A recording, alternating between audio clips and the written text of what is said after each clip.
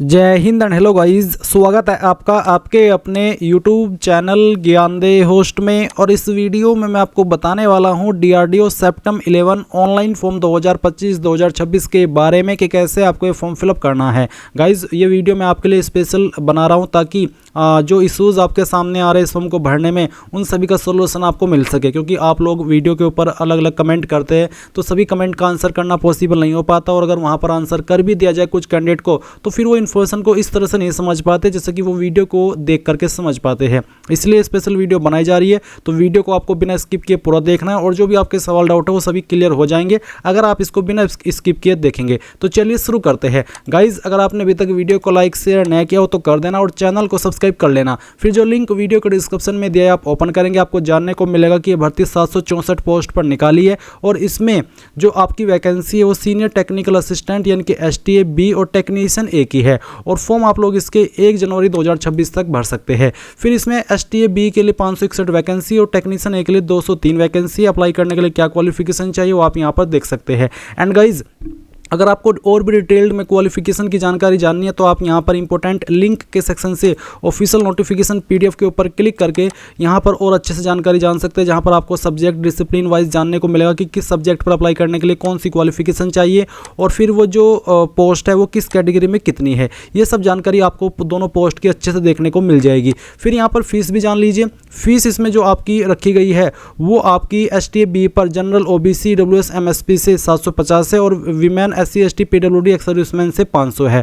Tag 1 पर 600 रुपये general OBC EWS से और जो आपकी बाकी कैटेगरी बचती है इनसे 500 रुपये। बट गाइज यहाँ पर ये पूरा सच नहीं है, क्योंकि यहाँ पर जो फीस का अमाउंट है जब आपका टियर फर्स्ट हो जाएगा उसमें आपको 500 रुपये फीस रिफ़ंड की जाएगी। आप देख सकते हैं यहाँ पर नॉन रिफंडेबल A और रिफंडेबल B, यानी कि जो B पॉइंट पर फीस है 500 रुपये ये सभी को रिफ़ंड कर दी जाएगी। और जो यहाँ पर नॉन रिफंडेबल है ये जनरल OBC EWS MSP को 250 रुपये फीस रिफ़ंड नहीं होगी STA B पर अप्लाई करने पर, और ना ही टैग A पर इन कैटेगरी से अप्लाई करने पर 100 रुपये फीस रिफ़ंड होगी। जो रिफ़ंड होगी वो आपकी बाकी कैटेगरी को होगी और जो 500 रुपये है ये आपको 100% रिफंड होने वाले हैं। यानी कि STA B पर अप्लाई करने वाले जनरल OBC EWS MSP से 250 रुपये रखे जाएंगे और टैग A पर जनरल OBC EWS MSP से अप्लाई करने वाले कैंडिडेट से 100 रुपये फीस रखी जाएगी, बाकी उनको रिफंड कर दी जाएगी। आई होप ये चीज़ क्लियर आपको हो गई होगी। सैलरी आप यहाँ पर देख सकते हैं कि कितनी मिलेगी किस पोस्ट पर। अब ये सब जानकारी जानने के बाद अगर आप इसमें एलिजिबल और आपने अभी तक फॉर्म नहीं भरा तो इंपॉर्टेंट लिंक के सेक्शन से अप्लाई ऑनलाइन लिंक ओपन करेंगे। अब गाइज आपके सामने यहाँ पर ये ऑफिशियल पोर्टल आ जाएगा जहां से आपको फॉर्म को अप्लाई करना है। आप ये फॉर्म मोबाइल से भी भर सकते हैं और अपने कंप्यूटर से भी भर सकते हैं। यहां पर आने के बाद सबसे पहले आपको रजिस्टर इसके ऊपर क्लिक करना है। देन आपके सामने इस तरह से प्रोसेसिंग होगी तो आप इसको होने दीजिएगा। बेसिकली यहां पर आपको बेस्ट ब्राउजर रिकमेंड किए जाते हैं तो आप यहां पर इसको क्लोज कीजिए और क्लोज करने के बाद आई एग्री प्राइवेसी नोटिस को कर दीजिए। फिर आप यहां पर देखेंगे कैंडिडेट फुल नेम, आपको यहां पर आपका पूरा नाम 10th के सर्टिफिकेट के अकॉर्डिंग फिल कर देना है। ये नाम डालने के बाद आप देखेंगे कन्फर्म कैंडिडेट फुल नेम, यानी कि अपने नाम को दोबारा से डाल करके वेरीफाई करना है। फिर नीचे की तरफ आप आएंगे, देखेंगे मोबाइल नंबर, आपको मोबाइल नंबर यहाँ पर डालना है अपने 10 डिजिट का। उस नंबर को दोबारा डाल करके कन्फर्म मोबाइल नंबर के अंदर वेरीफाई कर देना है। फिर अल्टरनेट मोबाइल नंबर के अंदर अगर आप कोई अन्य नंबर यूज करते हैं और आप उसको देना चाहते हैं तो आप यहाँ पर फिल कर देंगे, चाहे तो आप इस ऑप्शन को खाली भी छोड़ सकते हैं। फिर आप आपकी ईमेल ID एंटर करेंगे और ईमेल ID को भी दोबारा डाल करके वेरीफाई कर देंगे। फिर इन सभी जानकारी को चेक करने के बाद जनरेट OTP इसके ऊपर क्लिक करेंगे। इसके बाद आपके सामने एक न्यू विंडो ओपन होगी। आपको कैप्चा ऑथेंटिकेशन करने के लिए कैप्चा कोड यहाँ पर फिल करना है और फिर सबमिट कर देना है। देन गाइज यहाँ पर आपके नंबर और ईमेल दोनों के ऊपर OTP सेंड किए। आप पहले मोबाइल वाला OTP डाल दीजिए और फिर ईमेल वाला OTP डालेंगे और वैलिडेट के ऊपर क्लिक करके इन दोनों OTP को वेरीफाई कर देंगे। इसके बाद आप डिक्लेरेशन के नीचे आई एग्री के ऊपर क्लिक करेंगे और ये कैप्चा कोड फिल करेंगे और उसके बाद में यहाँ पर आपका नाम, ईमेल और नंबर को डबल चेक करने के लिए यानी कि वेरीफाई करने के लिए इन बॉक्स को टिक करेंगे। इनके ऊपर टिक करने का मतलब यही है कि आपने इनको डबल चेक कर लिया और आपके अकॉर्डिंग ये तीनों चीज़ें सही है। फिर आप यहाँ पर सबमिट के ऊपर क्लिक करके यस कर देंगे। यस करने के बाद में आपका जो रजिस्ट्रेशन है वो कंप्लीट हो जाएगा और ये कंप्लीट हो जाने के बाद में आप माई एप्लीकेशन के सेक्शन पर आएंगे और क्रिएट न्यू एप्लीकेशन इसके ऊपर क्लिक करेंगे। फिर से आपके सामने इस तरह से प्रोसेसिंग होगी तो आप इसको होने दीजिएगा, इसमें थोड़ा वक्त भी लग सकता है। और फिर आप यहाँ पर नीचे की तरफ आएंगे और जो आपकी बाकी की इन्फॉर्मेशन है वो फिल करेंगे। तो पहले तो आप यहाँ पर आपकी पोस्ट सिलेक्ट कर लीजिए कि आपको HTA-B की पोस्ट पर अप्लाई करना है या फिर टेक्नीशियन ए। पहले मैं HTA-B के लिए स्पेशल वीडियो बना दूँ, और अगर आपके कमेंट आए तो मैं आपके लिए अलग से जो टेक्नीशियन की पोस्ट है उसकी भी वीडियो बना दूंगा। बट मैं आपको बता दूं कि दोनों पर अप्लाई करने का तरीका सेम है, बस उस पोस्ट की क्वालिफिकेशन कम या ज़्यादा भरनी होगी क्वालिफिकेशन के सेक्शन में, बाकी जानकारी सेम टू सेम रहने वाली है जो कि HTA-B पर रहेगी। अब आप यहाँ पर जो आपका सब्जेक्ट, डिसिप्लिन या फिर ट्रेड है जिसमें कि आपको अप्लाई करना है वो आप सिलेक्ट कर लीजिए। फिर यहाँ पर उसका पोस्ट कोड आएगा और फिर आती है डेट ऑफ बर्थ। तो जो भी आपकी डेट ऑफ बर्थ है वो आप यहाँ पर कैलेंडर के ऊपर क्लिक करके सिलेक्ट कर लीजिए। पहले आप यहाँ से आपका जो मंथ है वो सिलेक्ट कर लेंगे, उसके बाद में डे और यहाँ पर ईयर आपका डे वो भी फिर आ जाएगा। फिर आप आपका जेंडर सेलेक्ट करेंगे। इसके बाद यहाँ पर आती है कैटेगरी। तो जो भी आपकी कास्ट कैटेगरी है जैसे कि general, EWS, SC, ST, OBC, CL या फिर OBC NCL। NCL means non creamy layer और CL मीन्स क्रीमी लेयर। तो जो भी है वो आप यहाँ पर सेलेक्ट कर लेंगे। आपको आपका कास्ट सर्टिफिकेट चेक करना है जो कि सेंट्रल का होना चाहिए, उसमें देखना है कि आप NCL है या फिर CL है। उसके बाद यहाँ पर जो कैटेगरी सर्टिफिकेट नंबर है वो आप फिल करेंगे। अभी जो आप वीडियो में देख सकते हैं ये कास्ट सर्टिफिकेट है OBC का, यूपी के द्वारा जारी हुआ है और सेंट्रल का है। इसमें यहाँ पर जो प्रमाण पत्र क्रमांक के सामने नंबर लिखा है वो नंबर आप यहाँ पर इसमें कैटेगरी सर्टिफिकेट नंबर के अंदर भर देंगे। फिर आता है कैटेगरी सर्टिफिकेट इशू डेट। तो इस पर इशू डेट है 15 फरवरी 2025। तो जो भी आपके सर्टिफिकेट के ऊपर डेट लिखी हुई है वो आपको यहाँ पर सिलेक्ट कर लेनी है। इस तरह से आप यहाँ पर ये सिलेक्ट कर लेंगे। उसके बाद देखेंगे सब कास्ट कम्युनिटी, यानी कि आपकी कम्युनिटी कौन सी है। तो आपको आपके सर्टिफिकेट में देखना है। मेरे सर्टिफिकेट में लिखा है तेली कम्युनिटी। तो जो भी आपकी कम्युनिटी है वो यहाँ पर आपको लिख देनी है। उसके बाद में नीचे आता है इश्यूइंग स्टेट, कौन सी स्टेट के द्वारा जारी हुआ है। तो ये मेरा सर्टिफिकेट जारी हुआ है उत्तर प्रदेश के द्वारा। बट ये जैसे कि मैंने आपको बताया कि सेंट्रल का जो OBC कास्ट सर्टिफिकेट है वो है। तो आप यहाँ पर इसमें आपकी स्टेट सेलेक्ट कर लेंगे जहाँ से आपका सर्टिफिकेट इशू हुआ है। फिर यहाँ पर एक सवाल है कि क्या आपके पास सेप्टेम 11 विज्ञापन के अनुसार आवश्यक शैक्षिक योग्यता EQR और अन्य मानदंड है। तो आप यहाँ पर यस कर दीजिए कि हाँ मेरे पास है, जो क्वालिफिकेशन मांगी है वो सब। और उसके बाद में आपसे पूछे कि हैव यू पास्ड या फिर pursuing higher degree qualification like BTech, क्या आप BTech को पास कर चुके हैं या फिर आप कर रहे हैं। अगर हाँ तो आप बताएंगे पास, परस्यूइंग या नॉट एप्लीकेबल। उसके बाद पूछा है कि हैव यू पास्ड या फिर परस्यूइंग हायर डिग्री क्वालिफिकेशन जैसे कि MSc MTech। तो अगर आप पास कर चुके तो पास सेलेक्ट करेंगे, कर रहे तो परस्यूइंग, और अगर आपने नहीं किया तो आप नॉट एप्लीकेबल सेलेक्ट कर लेंगे। सेम वे में आंसर करना है कि क्या आपने पास कर लिया या भी आप कर रहे हैं PhD। अगर हाँ तो पास, नहीं तो परस्यूइंग अगर कर रहे हैं, और अगर एप्लीकेबल नहीं है आपके ऊपर तो नॉट एप्लीकेबल सेलेक्ट कर लेंगे। क्या आप दिव्यांग रक्षा सेवा कार्मिक है, अगर है तो यस, नहीं तो नो कर देना है। उसके बाद क्या आप दिव्यांगता धारित व्यक्ति है, अगर है तो यस, नहीं तो यहाँ पर भी नो करना है। क्या आप भूतपूर्व सैनिक है, अगर है तो यस, नहीं तो नो कर देंगे। डिटेल्स ऑफ एम्प्लॉयमेंट, क्या आप सरकारी सार्वजनिक क्षेत्र के उपक्रम, स्वायत्त निकायों, बैंकिंग क्षेत्र के कर्मचारी है तो यस, नहीं तो नो कर देंगे। क्या आप विभागीय उम्मीदवार है, 3 वर्ष से अधिक की निरंतर सेवा वाले केंद्र सरकार के कर्मचारी, अगर आप ऐसे कैंडिडेट है तो यस, नहीं तो यहाँ पर भी नो करना है और फिर सेव और नेक्स्ट के ऊपर क्लिक कर देना है। अब आपके सामने यहाँ पर बेसिक डिटेल आती है जहाँ पर आपको पिता का नाम देना है। तो पहले आप यहाँ पर आपके पिता का नाम एंटर कर देंगे 10th के सर्टिफिकेट के अकॉर्डिंग। फिर आपको यहाँ पर आपकी माताजी का नाम एंटर करना है। उसके बाद नेशनलिटी में इंडियन सेलेक्ट कर लेंगे। उसके बाद पूछे do you belong to minority community, क्या आप माइनॉरिटी कम्युनिटी से आते हैं, अगर हाँ तो यस, नहीं तो आप नो करेंगे। यस करने पर आपको बताना होगा कि आपकी माइनॉरिटी कम्युनिटी में से कौन सी है। उसके बाद है आइडेंटिफिकेशन, आपकी बॉडी के ऊपर ऐसा निशान जिससे आपकी बॉडी की पहचान होती है। निशान आपकी बॉडी के ऊपर कहीं पर भी हो सकता है, तो आप इस निशान के बारे में लिख दीजिए। ये निशान जलने का, कटने का या फिर बर्थ मार्क हो सकता है, तो आप इसके बारे में लिखेंगे। अगर कोई ऐसा मार्क नहीं है पूरी बॉडी के ऊपर तो आप नो मार्क लिख सकते हैं। फिर यहाँ पर नीचे एक आईडी आपको देनी होगी, तो PAN card, driving licence, voter ID card, passport या फिर other photo ID proof issued by government of India, जिसमें कि आप आधार कार्ड का इस्तेमाल कर सकते हैं। तो आपके पास इनमें से जो भी आईडी है वो सेलेक्ट कीजिए। फिर जो आईडी आपने सेलेक्ट किया उसका नंबर यहाँ पर डाल दीजिए। अब आती है बैंक अकाउंट डिटेल। ये वो डिटेल है जिसमें कि आपको आपकी फीस रिफंड की जाएगी जब आपका टियर फर्स्ट हो जाएगा। तो पहले तो बैंक का नाम लिखेंगे, तो कौन सा बैंक है वो बैंक आप यहाँ पर लिख दीजिए। उसके बाद में किस नाम पर अकाउंट है वो नाम आप यहाँ पर लिख देंगे। उसके बाद में उस नाम को दोबारा डाल करके आपको वेरीफाई कर देना है, और ये वेरीफाई करने के बाद में बैंक अकाउंट का नंबर डालेंगे, उस नंबर को दोबारा डाल करके वेरीफाई करेंगे। फिर IFSC कोड डालेंगे। IFSC कोड आपकी पासबुक के ऊपर भी होता है और चेक बुक के ऊपर भी होता है, और आप इसको गूगल के अंदर आपकी बैंक का नाम लिख करके फिर ब्रांच कौन सी है वो लिख करके और उसके बाद में IFSC कोड लिख करके ऑनलाइन वे में भी प्राप्त कर सकते हैं। तो IFSC कोड यहाँ पर डालेंगे और ब्रांच आपकी कौन सी है, यानी कि किस जगह पर स्थित है, उस ब्रांच का नाम यहाँ पर लिख देंगे। जैसे कि मेरी ब्रांच है सहारनपुर के अंदर, तो मैं सहारनपुर लिख दूंगा। तो इस तरह से आपको ब्रांच का नाम लिख देना है और फिर आप यहाँ पर सेव एंड नेक्स्ट के ऊपर क्लिक करेंगे। अब आपके सामने कम्युनिकेशन डिटेल आती है जहाँ पर आपको एड्रेस की इन्फॉर्मेशन देनी है। तो पहले प्रेजेंट एड्रेस, तो यहाँ पर एड्रेस लाइन फर्स्ट 2 के अंदर जो भी आपका एड्रेस है थोड़ा पार्ट लाइन फर्स्ट के अंदर डाल देना और थोड़ा पार्ट एड्रेस लाइन 2 में डाल देना। कंट्री के अंदर आप इंडिया सेलेक्ट कर लेंगे, फिर जो आपकी स्टेट है वो स्टेट सेलेक्ट करेंगे एंड देन जो आपकी डिस्ट्रिक्ट है वो भी आप सिलेक्ट कर लेंगे। उसके बाद जो आपका पिन कोड है वो आप यहाँ पर डालेंगे और नीचे एक लाइन है कि क्या आपका परमानेंट एड्रेस और कोरस्पोंडेंस एड्रेस यानी कि प्रेजेंट एड्रेस सेम है। अगर एक ही है अलग अलग नहीं है तो यस कर देंगे, अगर अलग अलग है तो नो करके अलग से आप नीचे परमानेंट एड्रेस भर सकते हैं क्योंकि प्रेजेंट एड्रेस आप ऊपर की तरफ भर चुके हैं। अब आप सेव एंड नेक्स्ट के ऊपर क्लिक करेंगे।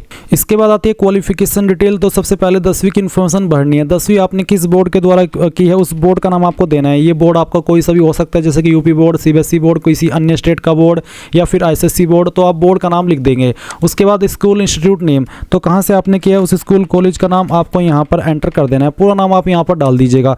सब्जेक्ट आपके पास क्या क्या थे एक एक करके आप यहाँ पर सभी सब्जेक्ट के नाम डाल देना। मैंने डेमो के लिए 3 सब्जेक्ट के नाम लिख करके आपको दिखाए हैं। उसके बाद आपके नंबर किसके अंदर थे, परसेंटेज या सीजीपीए। अगर सीजीपीए तो आप यहाँ पर अपनी कितनी सीजीपीए आई थी वो डालेंगे और टोटल सीजीपीए क्या थी। और अगर आपके नंबर परसेंटेज में तो परसेंटेज सेलेक्ट करके आप बताएंगे कि कितने नंबर आपको आए थे और कितने में से आए थे वो आप मैक्सिमम मार्क्स में फिल करेंगे। उसके बाद परसेंटेज कैलकुलेट कर ली जाएगी और फिर बताएंगे कि किस साल के अंदर आपने इस क्वालिफिकेशन को पास किया है। उसके बाद नीचे की तरफ देखेंगे एजुकेशनल क्वालिफिकेशन डिटेल। तो इसमें यहाँ पर वो क्वालिफिकेशन सेलेक्ट करनी है जिससे कि आप अप्लाई करने के लिए एलिजिबल हो रहे हैं। तो मैं यहाँ पर डिप्लोमा सेलेक्ट कर लेता हूँ। डिप्लोमा का ऑप्शन है, फिर आपको बताना है आपका स्ट्रीम, जिस भी ट्रेड पर या स्ट्रीम में आप अप्लाई कर रहे हैं उसी का ऑप्शन यहाँ पर आएगा। उसके बाद इंस्टीट्यूट पास्ड फ्रॉम, यानी कि कौन से इंस्टीट्यूट से आपने आपकी जो क्वालिफिकेशन है वो पास की है उसका नाम आपको यहाँ पर एंटर कर देना है। तो चलिए मैं यहाँ पर ये नाम आपको फिल करके दिखा रहा हूँ। आप आपकी इंस्टीट्यूट का नाम फिल करेंगे, किसके अंदर आपके नंबर थे, परसेंटेज या सीजीपी है वो आप सेलेक्ट कर लेंगे। अगर परसेंटेज तो आपको बताना है कि कितने नंबर आपको आए थे और कितने में से आए थे वो आप यहाँ पर मैक्सिमम मार्क्स के अंदर एंटर कर देंगे। मैंने डेमो के लिए नंबर फिल करके दिखाए। आप आपके सभी ईयर के ऑब्टेन्ड मार्क्स लिखेंगे और कितने में से आए थे वो नंबर वो टोटल यहाँ पर डालेंगे। यानी कि पहले तो वो जो आपको प्राप्त हुए और फिर सभी टोटल मार्क्स मिला करके कितने थे वो यहाँ पर डालेंगे। डेट ऑफ पासिंग, कब आपने क्वालिफिकेशन पास कर ली थी वो डेट भी आपको यहाँ पर इस तरह से सिलेक्ट कर लेनी है। इसके बाद में गाइज आप यहाँ पर देखेंगे ड्यूरेशन ऑफ कोर्स, कितने साल का आपका कोर्स था, 3, 3.5, 4, 4.5, 5 जितने साल का भी था वही आप यहाँ पर सिलेक्ट कर लेंगे। उसके बाद नीचे की तरफ एडिशनल क्वालिफिकेशन में पूछा कि आपके पास कोई अतिरिक्त क्वालिफिकेशन है, अगर है तो आप यस करेंगे और उसकी जानकारी यहाँ पर भर देंगे। जैसे कि डिग्री का नाम, इंस्टीट्यूट, स्टेटस, पास है या फिर कर रहे हैं और कब आपकी पास होगी या फिर आपने किस डेट में पास कर ली थी, सब्जेक्ट, ये सब देंगे। बट अगर नहीं है तो आप नो कर देना। उसके बाद नीचे की तरफ आप आएंगे और यहाँ पर आपकी जो अपनी पसंद के क्रम में सभी पोस्टिंग स्टेशनों का चयन करें, यानी कि आप किस सिटी को प्रेफरेंस देना चाहते हैं पहले नंबर पर। तो चलिए मैं यहाँ पर इसको फर्स्ट पर देता हूँ, फिर इसको सेकंड पर, फिर इसको थर्ड पर, फिर यहाँ पर इसको इस तरह से आपको आपकी चॉइस के अकॉर्डिंग ये प्रेफरेंस दे देनी है। उसके बाद आप यहाँ पर नीचे सेव एंड नेक्स्ट के ऊपर क्लिक करेंगे। अब आपके सामने यहाँ पर एग्जाम सिटी की प्रेफरेंस आती है। तो पहले आप स्टेट की प्रेफरेंस देंगे और फिर सिटी की प्रेफरेंस देंगे। तो इनमें से जिसमें भी आपको रखना है वो आप सिलेक्ट कर ले। उसके बाद में आप यहाँ पर चाहे तो स्टेट में सभी में एक ही प्रेफरेंस दे सकते हैं, बट जो सिटी है वो आपकी अलग अलग होनी चाहिए। फिर आप यहाँ पर जो तीसरी प्रेफरेंस है आपकी स्टेट की वो देंगे, उसकी सिटी सिलेक्ट कर लेंगे। फिर यहाँ पर आपकी अगली प्रेफरेंस देंगे और उसकी जो सिटी है उसको सिलेक्ट कर लेंगे। फिर आप यहाँ पर नेक्स्ट प्रेफरेंस देंगे और फिर यहाँ पर सिटी को सिलेक्ट कर लेंगे and then save and next के ऊपर क्लिक करके ओके कर देंगे। अब आता है डॉक्यूमेंट एंड पेमेंट का सेक्शन। तो पहले तो आप यहाँ पर लाइव फोटो कैप्चर करेंगे, तो क्लिक है टू अपलोड, इसके ऊपर क्लिक कीजिए। और गाइज यहाँ पर आपको जो लाइव फोटो कैप्चर करना है उसमें किन चीज़ों का ध्यान रखना है वो आपको बताया है। आप क्लिक है टू कैप्चर फोटोज के ऊपर क्लिक कीजिए और अपना फोटो कैप्चर कर लीजिए। देख लीजिए यहाँ पर file uploaded successfully, photo successful upload हो चुका है। आपको अच्छे से ध्यान में रखना है कि यहाँ फोटो सही से अपलोड हुआ है या फिर नहीं, और फिर आप इसको क्लोज कर देंगे। फिर आप व्यू कैप्चर्ड फोटो के ऊपर क्लिक करके इसको व्यू भी कर लेंगे। उसके बाद नवीनतम पासपोर्ट आकार की फोटो की स्कैन की हुई पड़ती है, यानी कि यहाँ पर तो आपने लाइव फोटो अपलोड किया। अब आपको जो आपकी डिवाइस के अंदर फोटो अवेलेबल है वो अपलोड करना है, जिसका साइज 100 से 200 KB के बीच में रखा है। तो आप ब्राउज टू अपलोड के ऊपर क्लिक कीजिए और जहाँ पर भी फोटो फाइल है वो आपको सिलेक्ट कर लेनी है। फाइल सेलेक्ट कीजिए, ओपन कीजिए, इस तरह से फाइल आपकी यहाँ पर आएगी। और फिर गाइज यहाँ पर इसको क्लोज कर दीजिए और व्यू अपलोडेड फोटो के ऊपर क्लिक करके इसको व्यू भी कर लीजिए। अब आपको यहाँ पर आपका सिग्नेचर अपलोड करना है, इसका साइज 80 से 150 KB के बीच में रखा है। तो जहाँ पर सिग्नेचर की फाइल है सिलेक्ट कीजिए, ओपन कीजिए। यहाँ पर जैसे अपलोड अपलोड हो जाए तो उसको क्लोज करके व्यू भी कर लीजिएगा। इसके बाद आप यहाँ पर देखेंगे अपना स्कैन किया हुआ आयु प्रमाण पत्र, 10वीं प्रमाण पत्र या समकक्ष दस्तावेज अपलोड करें। इसमें आप 10th का सर्टिफिकेट जिसमें कि आपकी DOB लिखी हो वो भी अपलोड कर सकते हैं, और अगर आपका बर्थ सर्टिफिकेट है तो वो भी अपलोड कर सकते हैं। ये आप JPEG या JPG या फिर PDF फॉर्मेट में अपलोड कर सकते हैं। तो जहाँ पर भी आपका सर्टिफिकेट अवेलेबल है दिए गए इंस्ट्रक्शंस के अकॉर्डिंग वो सिलेक्ट करेंगे, ओपन करेंगे और यहाँ पर उसको अपलोड कर देंगे। फिर आप व्यू के ऊपर क्लिक करके इसको व्यू भी कर लेंगे। फिर आप यहाँ पर आपका जो डिप्लोमा सर्टिफिकेट है वो अपलोड करेंगे, और यहाँ पर सर्टिफिकेट अपलोड करना है। आप यहाँ पर इसमें ब्राउज टू अपलोड इसके ऊपर क्लिक करेंगे। मैं डेमो के लिए फॉर्म भर रहा हूँ तो मैं यहाँ पर एक रैंडम फाइल ही अपलोड करके आपको दिखा रहा हूँ।